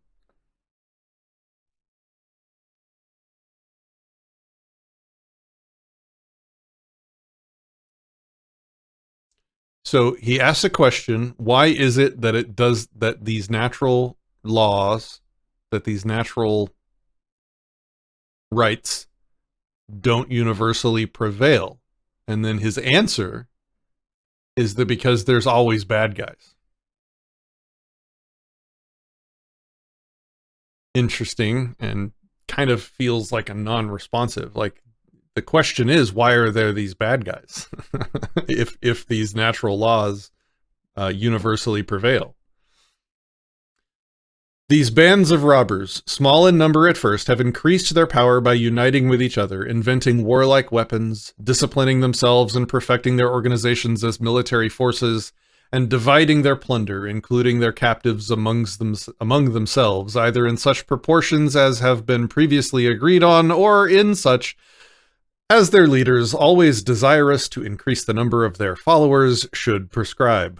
The success of these bands of robbers was an easy thing, for the reason that those whom they plundered and enslaved were comparatively defenseless, being scattered thinly over the country, engaged wholly in trying by rude implements and heavy labor to extort a subsistence from the soil, having no weapons of war other than sticks and stones, having no military discipline or organization, and no means of concentrating their forces or acting in concert when suddenly attacked. Under these circumstances, the only alternative left for them for saving even their lives or the lives of their families was to yield up not only the crops they had gathered and the lands they had cultivated, but themselves and their families also as slaves. Thenceforth, their fate was as slaves to cultivate for others the lands they had before cultivated for themselves. Being driven constantly to their labor, wealth slowly increased, but all went into the hands of their tyrants. These tyrants, living solely on plunder and on the labor of their slaves, and applying all their energies to the seizure of still more plunder and the enslavement of still other defenseless persons, increasing too their numbers, perfecting their organizations, and multiplying their weapons of war, they extend their conquests until, in order to hold what they have already got, it becomes necessary for them to act systematically and cooperate with each other in holding their slaves in subjection. But all this they can do only by establishing what they call a government and making what they call laws. All the great governments of the world, those now existing as well as those that have passed away, have been of this character. They have been mere bands of robbers who have associated for the purposes of plunder, conquest, and the enslavement of their fellow men. And their laws, as they have called them, have been only such agreements as they have found it necessary to enter into in order to maintain their organizations, and act together in plundering and enslaving others, and in securing to each his agreed share of the spoils. All these laws have had no more real obligation than have the agreements which brigands, bandits, and pirates find it necessary to enter into with each other for the more successful accomplishment of their crimes and the more peaceable division of their spoils. Thus, substantially, all the legislation of the world has had its origin in the desires of one class of persons to plunder and enslave others and hold them as property. I just had an epiphany. An epiphany? Yes.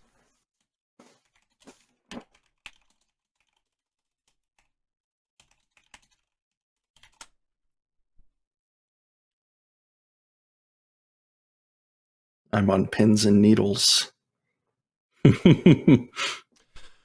But whether the natural morality really be one thing or another, this much is certain, that it has either authorized such a tyranny as we have had, or has been powerless to prevent it. In either case, it is unfit to exist.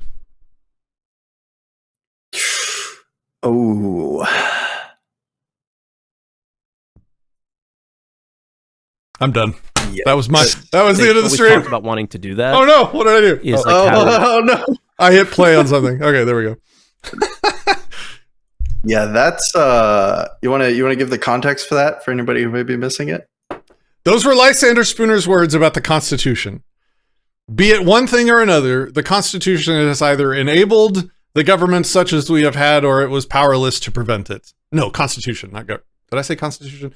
Be it one thing or another, the Constitution has either enabled the government such that we have had, or it has been powerless to prevent it. In either case, it is unfit to exist. That's pretty close to what he said. I'm just pointing out the same thing. Either this natural morality that he's asserting without evidence exists, that he's asserting exists, is either responsible for the tyranny that we've had, and I would make the case that the superstition of its existence has actually been responsible for a lot of the tyranny that we've had, or it has been powerless to prevent it. And in either case, it's unfit to exist. I'm trying to use his own powerful words to illustrate the reality of his argument. I'm not trying to be a dick. That's pretty good. No, I mean, I think that's pretty good. Like what Spooner's not here to defend himself, obviously, but I mean, there seems to be a very strong parallel with how people talk about rights being endowed by the Constitution, whatnot, or rights being enumerated in the Constitution that are themselves natural rights, and the same kinds of things Spooner's talking about here. And so it's an open question as to whether or not his criticism of the Constitution does not also apply to this. So now we have a completely separate angle where let's even say it does exist, right? Let's even say it is the case. Does it matter? Yeah.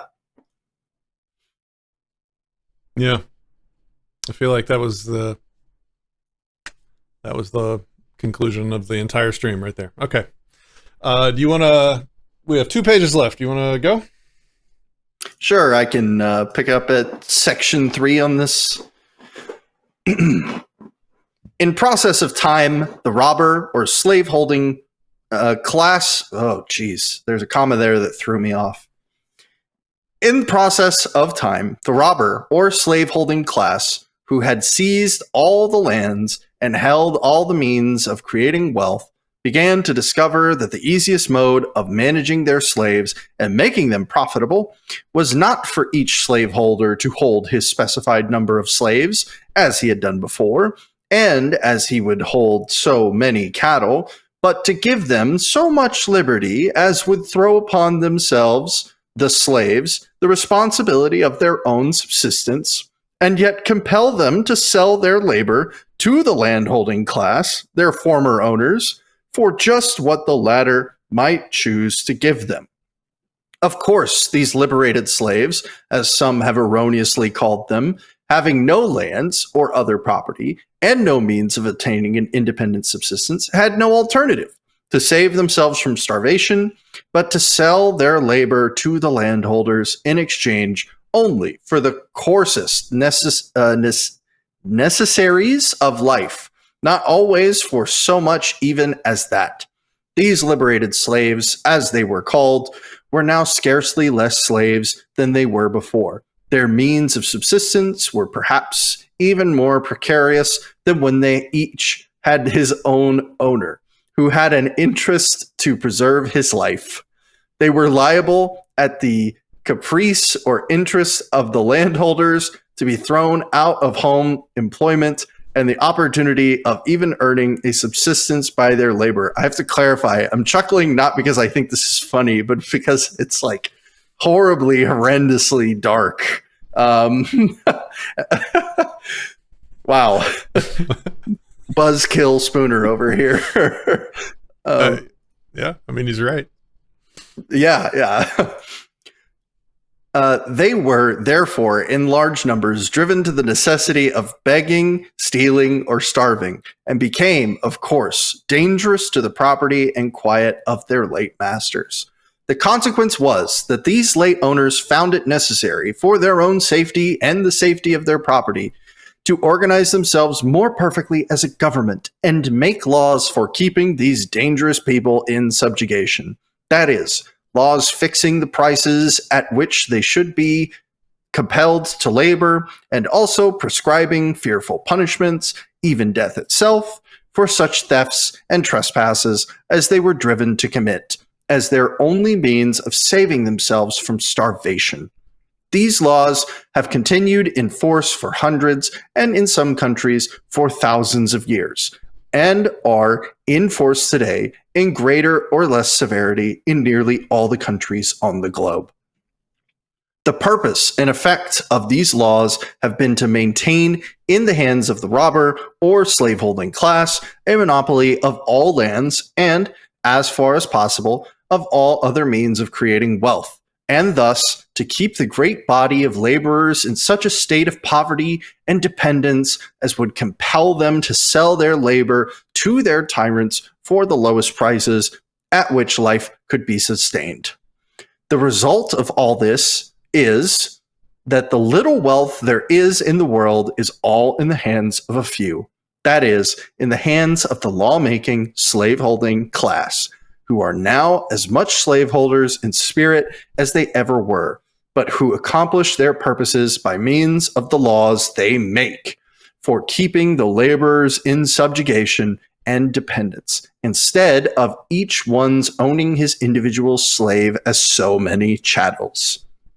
Thus, the whole business of legislation, which has now grown to such gigantic proportions, had its origins in the conspiracies which have always existed among the few, for the purpose of holding the many in subjugation and extorting from them their labor, and all the profits of their labor. And the real motives and spirit which lie at the foundation of all legislation, notwithstanding all the pretenses and disguises by which they attempt to hide themselves, are the same today as they have always have been. The whole purpose of this legislation is simply to keep one class of men in subordination and servitude to another. Section 4. What then is legislation? Bring it home. It is an assumption. Yeah, it is an assumption by one man or body of men of absolute, irresponsible dominion over all other men whom they can subject to their power. It is the assumption by one man or body of men of a right to subject all other men to their will and their service. It is the assumption by one man or body of men of a right to abolish outright all the natural rights, all the natural liberty of all other men, to make all other men their slaves, to arbitrarily dictate to all other men what they may and may not do, what they may and may not have, what they may and may not be. It is, in short, the assumption of a right to banish the principle of human rights, the principle of justice itself, from off the earth, and set up their own personal will, pleasure, and interest in its place. All this, and nothing less, is involved in the very idea that there can be any such thing as human legislation that is obligatory upon those upon whom it is imposed. Beautiful. I love this man so much. Oh, he's so good. I love reading him. Oh. How cool was he, man? He was certainly a baller. Man. And I mean, so many great things to say. So many. Even in this article, or even in this, even in all the stuff we were critiquing, so many individual points where in any other context, I may say, wow, I agree with you so much. And we even brought this up a few times. Wow, I agree with you so much, Spooner. like the ending there, I think it was almost perfect. Standing ovation, man. So good. Right? Yeah. Almost better than any reading I could do of it, right? To hear him speak it himself would have been amazing. But yeah, I guess that kind of brings us full circle here. Neither of us hate Spooner. In fact, we both kind of like him a lot, like a lot. I like him more than most people in like of the Liberty Godfathers icons. And so the fact that I am also here in the same hand saying I like Spooner a lot. I don't think this has the sauce I'm looking for. Hopefully that's as close as you can get to me convincing you that I don't want Spooner to be wrong. I think the world might be a better place in a lot of ways if he was right. But nonetheless, based on, like we said in the opening, the way that we're approaching this is as a truth-seeking measure in order to figure out how to believe the most true ideas as possible and the fewest number of wrong ones. I think our critiques up to this point kind of speak for themselves in that way. I like him a lot. Like, I would marry him.